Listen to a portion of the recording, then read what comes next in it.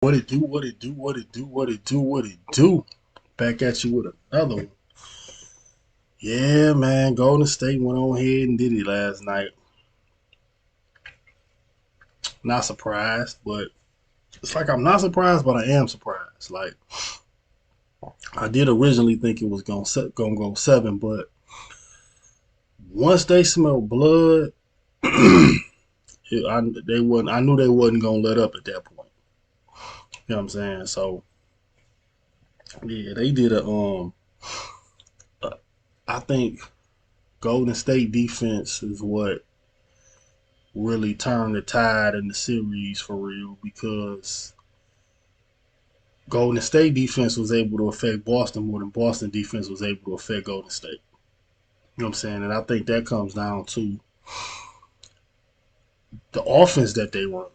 You know what I'm saying? Is the player movement and all of that. I think that, you know, that's just tough to cover. It's different just guarding a player trying to ISO you 1 on 1. That's easier to guard versus a team that is just player movement, constant movement, take the best shot. Like that's tough to check. So yeah, man, I think that's what Boston's gonna have to implement. I think in the off season, I think they need to get a get more of an offensive flow to they get a flow to their offense because like they don't really have no flow. Like it's just pretty much get around the ball to Brown or Tatum and let them ISO. Like that's pretty much their offense. You know what I'm saying? And then drive and kick. You know, but they gonna have to upgrade that because that's not enough. So, and I feel like Golden State kind of figured Tatum out. Like they kind of figured out that he don't have really the in between game, right? Like either he gonna shoot a three or he gonna go all the way to the basket. He don't really have like nothing in the middle. He don't have no mid range, and like if you Kobe, like Kobe your man's or whatever, like bro, that's what you got to go watch the film and get you that because that's what the defense can't. They can't stop you if you can score at all three layers. When you can score even two not enough because they can once they chase you off for three. It's crazy because actually, if you can shoot mid ranges and go to the rack, you actually more dangerous than if you can shoot threes and go to the rack because it's so much more real estate between the 3 point line and getting all the way to the rack that they can be so aggressive chasing you off that three to where they're gonna have time to rotate to stop you from getting to the cup. Versus if you can mid range, they can't. They got to either come with a double or they kind of stuck because there's not enough real estate. Like you can't. You know what I'm saying? If you get to the basket coming off that 15 foot, that's a one dribble to the rim. That's quicker. They can't. It's harder for the defense to make a rotation from that area. You know what I'm saying? Either they gotta come with it with that double quick or they not. So I think he need to add that mid range. He need to go look at the film and get him a mid range package because he was looking very uncomfortable in that mid range. Like every time he had the ball in that mid range, he was looking uncomfortable. And then he was getting like mismatches on Kirk. Like, listen, you get Curry on you on a mismatch and you 6'8", that gotta be a bucket. Like it gotta be. But I think the difference was one, Curry's a much better defender, right? Like, he's still not a great defender, but he gonna give you max effort. And sometimes shorter players are harder to get around because they got a lower sense. They got a lower sense of gravity, so they low. So it's harder to sometimes get around them. So You gotta just be able to shoot over the top. You know what I'm saying? So I think that's what Tatum need to work on in the off season is getting a mid range package.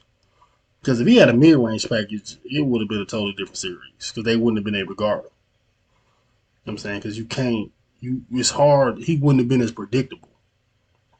You know what I'm saying? They was just waiting on him. Oh, he go to the. As soon as they chase him off the three, they putting that little wall up. It's like what they did for Giannis. What teams was doing to Giannis, but they didn't do it as far out. They did it like 5 feet out. They ain't have to do it. Giannis, they was doing it like 10, 15 feet out. Because he's so goddamn, you get 5 feet, he taking off already. Shit. Giannis, he already in the air. You got to go meet him 10 feet out. Because 5 feet out, he already like this here. You know what I'm saying? So, and I feel like Tatum need to play more explosive. Like, he play from the ground too much. He play how, like, his rack game remind me of Paul George, right? Like, after the injury. Like, before that, Paul George was a high flyer. But then after the injury, he kind of stay on the ground. He kind of do all this stepping and all that. He don't really elevate like he used to. But I can understand it with Paul George. He had an injury. You know what I'm saying? That can mess your psyche up. I know I done had two up. You know what I'm saying? But Tatum, look at bro, you 24. Like, you supposed to be, this your reckless abandonment years. You supposed to be trying to dunk on everything. You know what I'm saying? Like, Golden State, they are a position defense. They not going to get nothing. They not about to meet you in the air. You know what I'm saying? They defense is based on being in the spot before you get to the spot. They don't have no rim protection. Like, they're not gonna block your shot for real. You know what I'm saying? So yeah, I think them was the issue. No mid range and playing from the ground too much. Playing from the ground too much. But this Golden State team, listen. Golden State is like the Spurs, but they fun to watch though. You know what I'm saying? Like they got the same like culture. They got the same core where they got their three guys. That's their core. You know what I'm saying? The pieces around them might change, but that same core is there. You know what I'm saying? They got a strong coach, strong front office, the front office and everybody on the same page. Like, yeah, man. Yeah, they like the Spurs. And it ain't nothing else you can say about Curry. Like, I know a lot of people like to down talk Curry, but man, listen. He really that. Like, it ain't nothing else to say. Like, I know he got a lot of haters because his championships took from what could have been some LeBron championships. So he on the hater bus. Anybody who took anything, Durant on there, Kyrie on there, and Curry on there. They don't like them because they affected things that could have been LeBron's. You know what I'm saying? If he would have got them championships, then maybe this whole GOAT thing might actually be worthy of conversation. You know, well, more worthy of conversation because really it's not even worthy of conversation for real. You know what I'm saying? So, yeah, man, they need to let that go. The whole hating on Curry thing, just let it go. You know what I'm saying? And the scary thing about Golden State though is like they about to get even better. Like Wiseman coming back, Poole gonna be better next year.